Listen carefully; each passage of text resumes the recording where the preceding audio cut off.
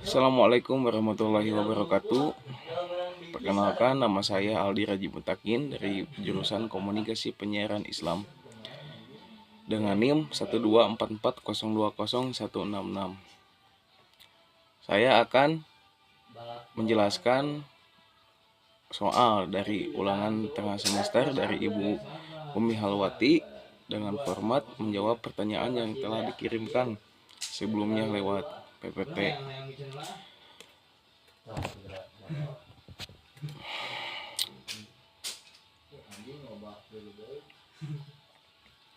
Satu, jelaskan pengertian ruang lingkup objek material dan objek formal ilmu dakwah.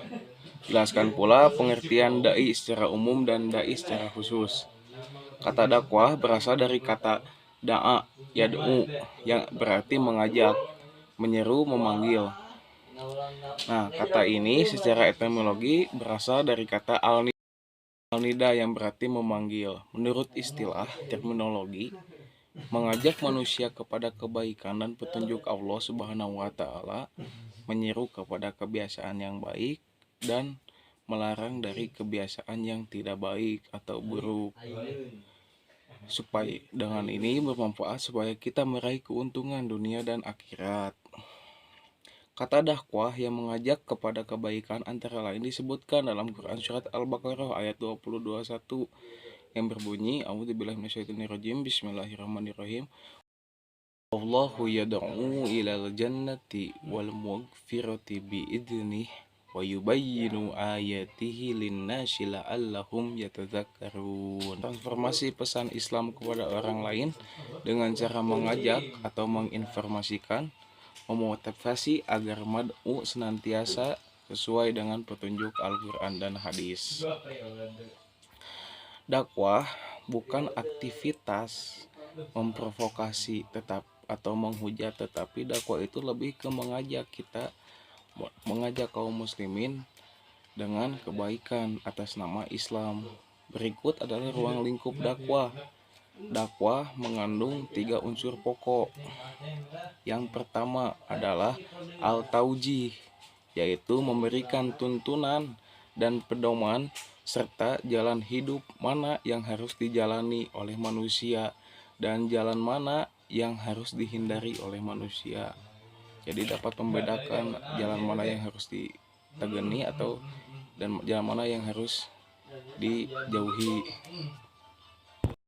Yang kedua adalah al-taghyir, yaitu mengubah dan memperbaiki keadaan seseorang atau masyarakat kepada suasana hidup baru yang didasarkan pada nilai-nilai Islam.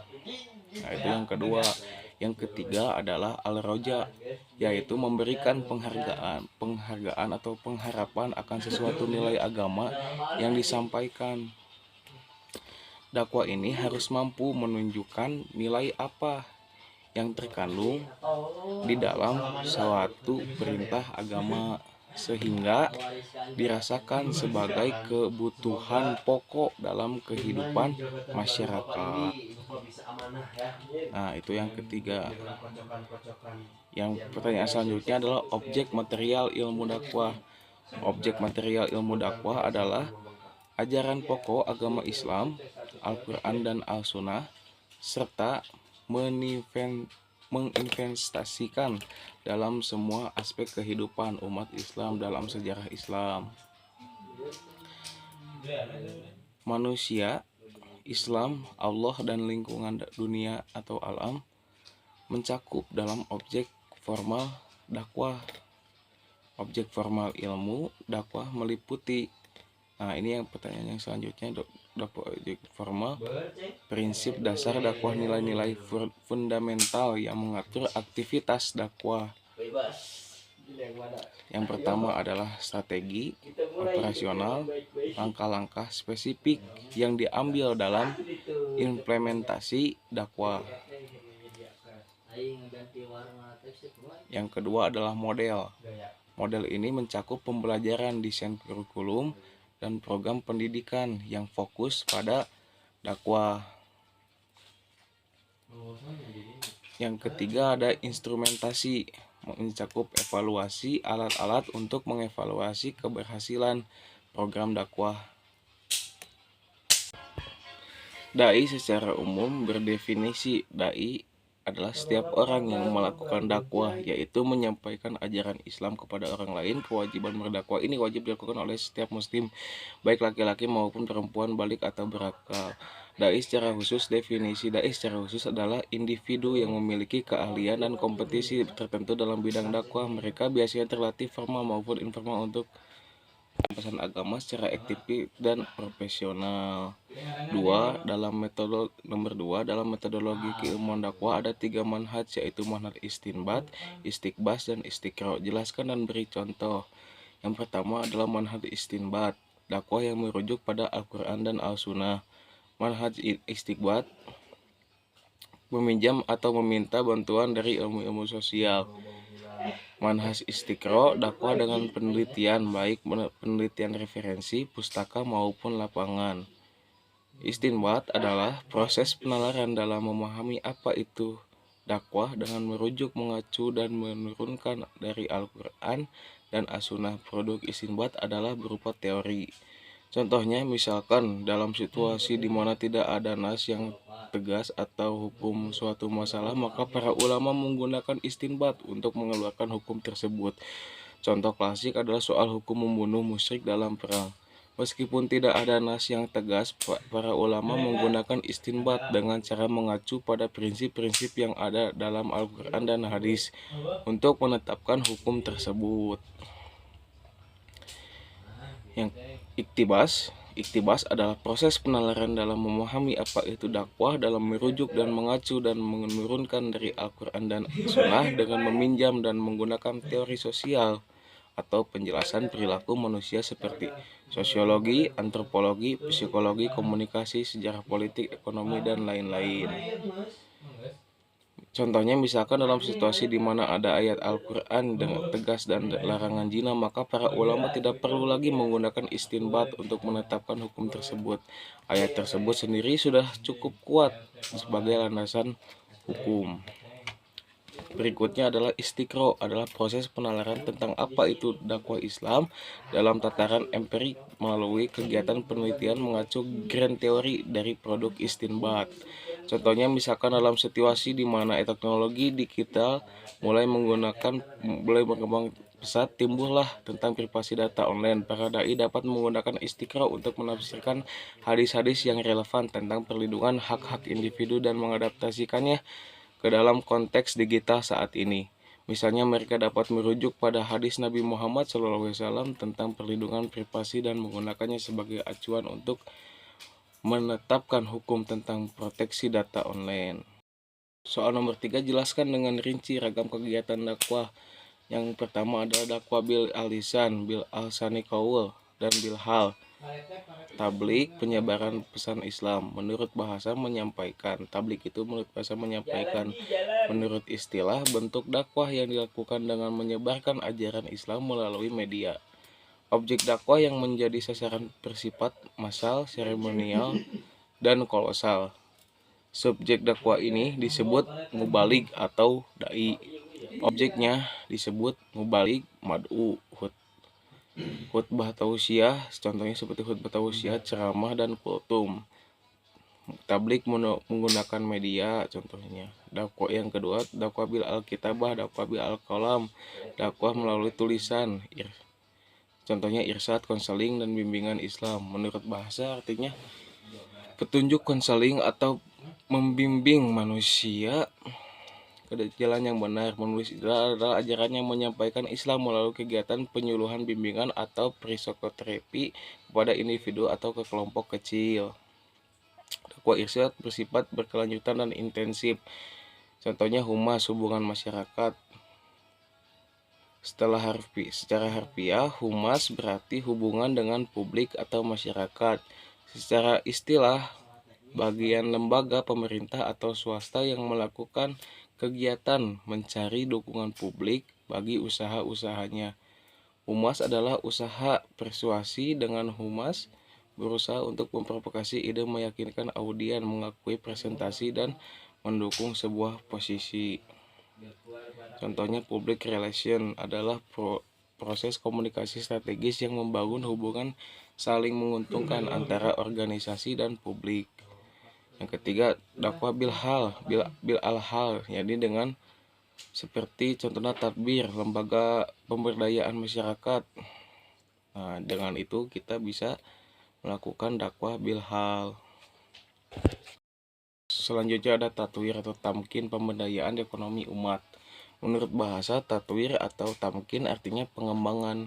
Menurut istilah ialah kegiatan dakwah implementatif melalui gerakan aksi amal seperti pemberdayaan sumber daya manusia dan lingkungan. Seperti MHU, lembaga-lembaga yang bertugas di dalam pendidikan. Seperti PMI dapat melakukan tamkin ini karena PMI cocok dengan lembaga pemberdayaan masyarakat, misalnya dalam hal ekonomi, program pelatihan pemberdayaan pendamping desa dan pengembangan masyarakat. Dalam di UIN ini PMI sangat cocok dalam dakwah dengan tamkin ini. Soal nomor 4, jelaskan dengan rinci ragam konteks dakwah. Ragam konteks dakwah meliputi 1. Dakwah nafsiyah kepada diri sendiri atau muhasabah introspeksi. Yang kedua, fardiyah kepada 1-3 orang. Yang ketiga adalah fi'ah qolilah, maksimal itu dakwahnya 20 orang. Yang keempat, fi'ah kasiroh, lebih dari 20 orang. Yang kelima, hizbiyah, dakwah kelompok NU persis dalam organisasi, jadi meliputi organisasi. Yang keenam, ummah tablik yang ada di panggung. Yang ketujuh, syu'abiyah qobaliyah, dakwah antar budaya. Pertanyaan nomor 5, mengapa manusia harus berdakwah? Jelaskan landasannya secara teologis, sosiologis, dan filosofis. Bacakan dengan baik dan benar ayat dakwah Quran Surat An-Nahl 125, Ali Imran 104, Ali Imran 110, dan Fussilat 33 dan Al-Hijr. Manusia harus berdakwah karena adanya mandat agama Islam yang menekankan pentingnya menyebarkan ajaran Allah Subhanahu wa taala kepada semua makhluk ciptaannya. Dakwah dalam konteks agama Islam merupakan kewajiban dan tanggung jawab yang diwajibkan oleh setiap muslim. Yang pertama, landasan teologis. Secara teologis, dakwah adalah perintah langsung dari Allah Subhanahu wa taala yang tercantum dalam Al-Qur'an dan As-Sunnah Nabi Muhammad SAW. Seperti Quran Surat An-Nahl 125, serulah kepada jalan Tuhanmu dengan hikmah dan perjalanan yang baik, dan bantalah mereka dengan cara yang baik. Dalam Quran Surat Ali Imran, dan hendaklah ada di antara kamu segolongan umat yang menyeru kepada kebijakan, menyuruh kepada yang ma'ruf dan mencegah dari yang mungkar. Merekalah orang-orang yang beruntung. Dari ayat-ayat tersebut, Allah Subhanahu wa taala memerintahkan umatnya untuk menyebarkan kebaikan dan mencegah kemungkaran.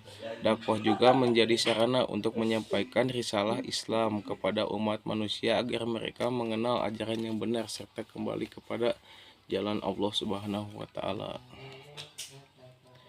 Yang kedua adalah landasan sosiologis. Secara sosiologis, dakwah bertujuan untuk membangun masyarakat yang lebih baik dengan menyebarkan nilai-nilai kebaikan dan keadilan. Dakwah dapat menjadi sarana untuk menjaga harmoni sosial, memperkuat ikatan komunitas, serta mencegah perilaku-perilaku negatif dalam masyarakat.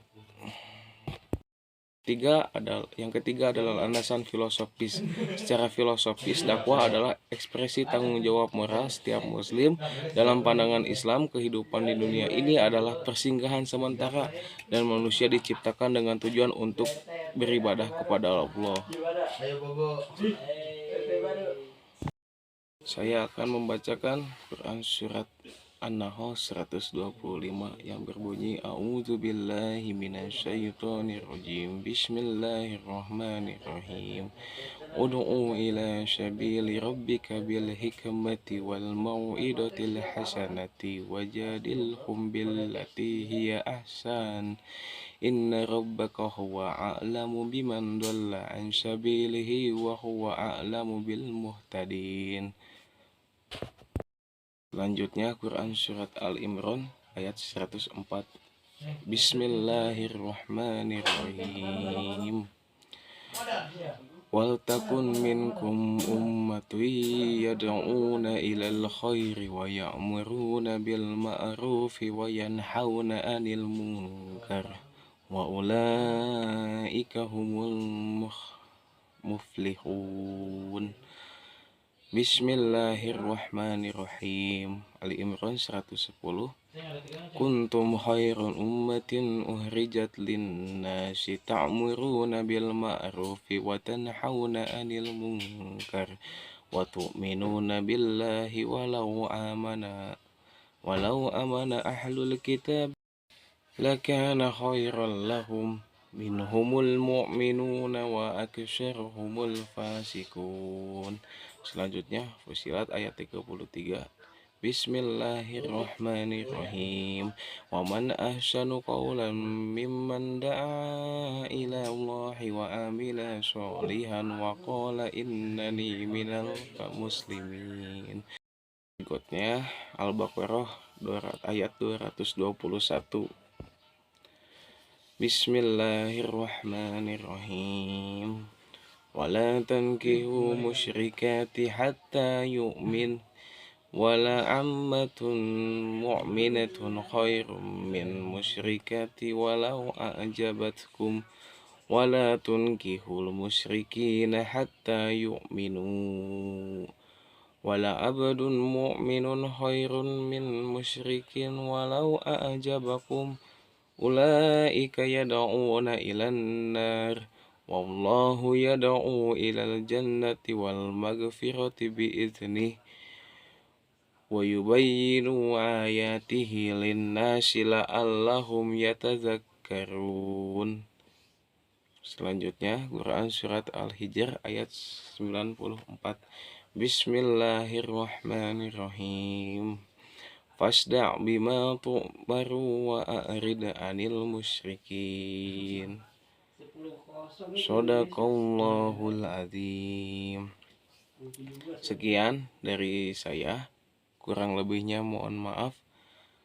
Wabillahi taufiq wal hidayah. Wassalamualaikum warahmatullahi wabarakatuh.